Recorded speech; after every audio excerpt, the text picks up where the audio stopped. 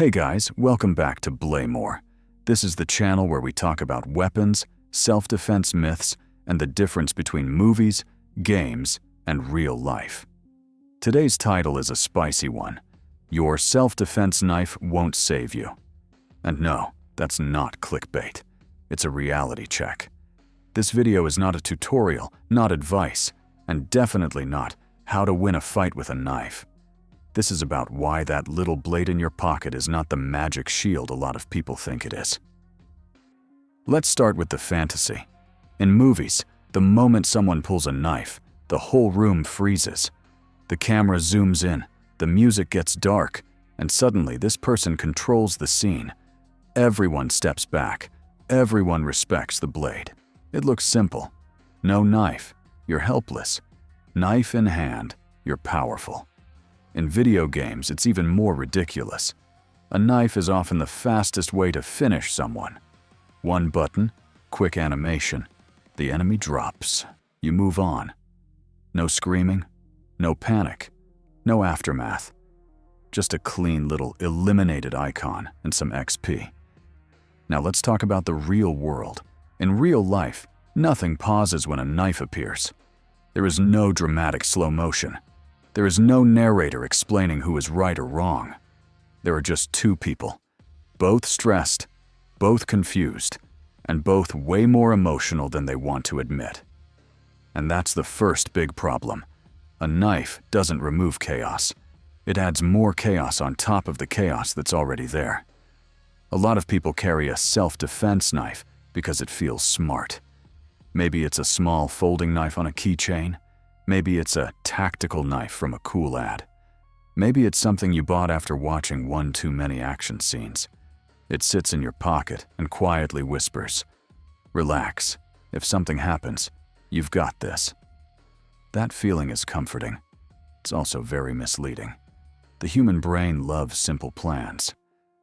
Phone in my pocket, I can call for help. Knife in my pocket, I can defend myself. On paper, it sounds neat and logical, but real stress does not care about your neat plan. Under real stress, your brain is not a calm chess computer. It's more like a browser with 100 tabs open and terrible Wi-Fi.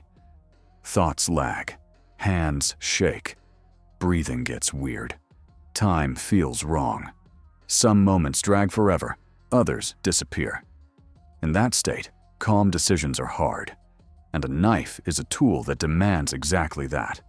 Calm, precise decisions. Movies give you the illusion that power is enough. Sharp thing equals safety.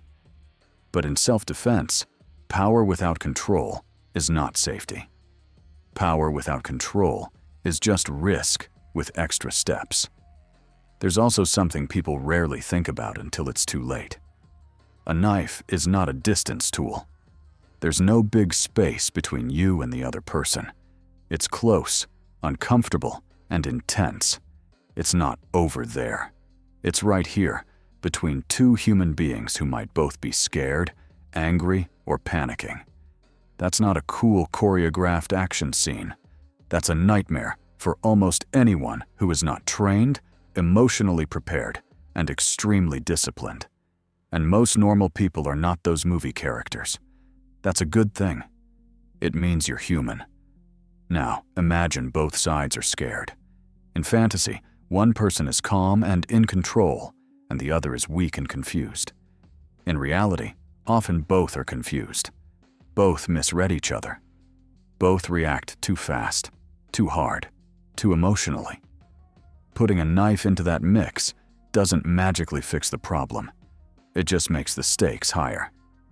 Suddenly, every clumsy move has consequences you cannot rewind or patch with a respawn button. There's another quiet problem with the self-defense knife idea. It can change how some people behave long before anything bad happens. The logic goes like this. I have a knife, so I'm not helpless. Since I'm not helpless, I can walk here, argue there, step into this situation. If something happens, I'll handle it. In other words, the tool doesn't just live in the pocket. It starts to live in the mind. It can make someone just a little bit bolder, a little less careful, a little more willing to stay in situations they would have avoided without that backup plan. That's how a tool that was supposed to reduce danger can quietly increase it.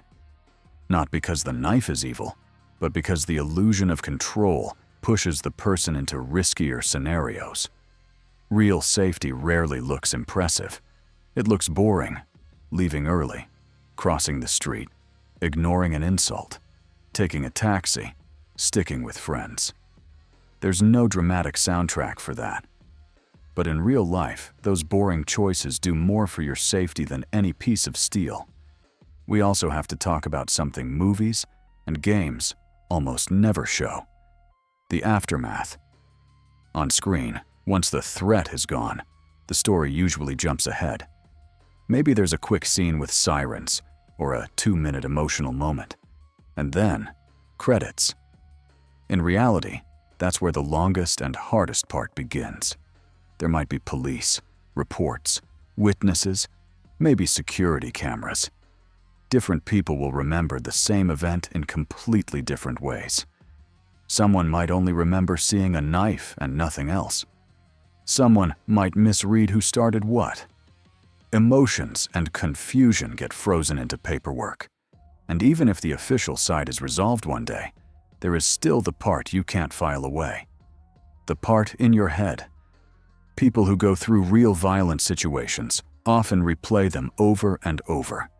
They think, what if I had left earlier? What if I hadn't brought anything into this? What if I had made a different choice 2 minutes before it all started? That is not the fantasy people imagine when they buy a self-defense knife, but that is the part that stays longest. We're not even digging into specific laws here. This is not a legal channel. But it's fair to say that different places view knives and any self-defense tool very differently. In some areas, a knife is just a tool. In others, certain types, sizes, or the way you carry it can create serious problems.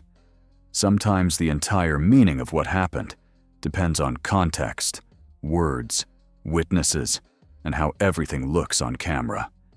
And in that picture, a knife that felt simple in your pocket can suddenly look very complicated in someone else's report.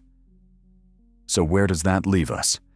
It leaves us with a simple, uncomfortable truth. A self-defense knife is not a superpower. It's not a force field. It doesn't make you smarter, calmer, or wiser. It doesn't know who is right or wrong.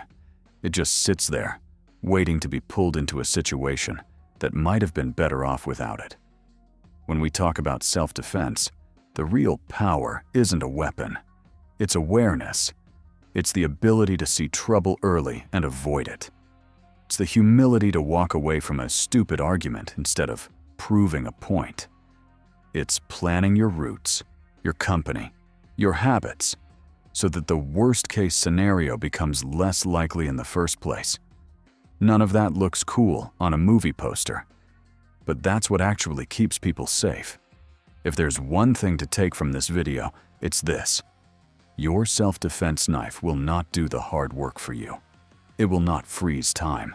It will not give you movie reflexes. It will not delete fear, panic, or confusion. And it definitely will not erase the legal and emotional weight of what happens if a bad situation turns worse. If you already carry a knife, this video is not here to shame you. It's here to poke the little voice in your head that says, "I'm safe because of this thing," and ask a simple question. Are you safe because of the object or because of your decisions? Are you investing more into fantasy gear than into the boring habits that actually keep you out of trouble? Think about what truly makes you safer day to day. Who you spend time with, where you choose to go, how you react when you feel disrespected, whether you listen to that quiet feeling that says, "This place is off, let's just leave." A knife can't replace any of that. At best, it's just a tool. At worst, it's a shiny myth that falls apart the moment you need it most. All right, guys, that's it for today's breakdown. What do you think? Is the whole self-defense knife idea overrated? Or do you see situations where it still makes sense as part of a bigger, responsible safety mindset?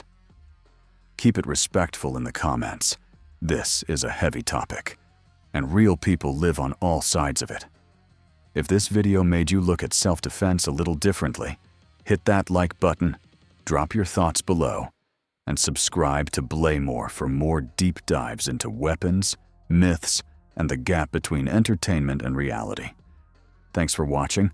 Stay safe, stay thoughtful, and see you in the next one.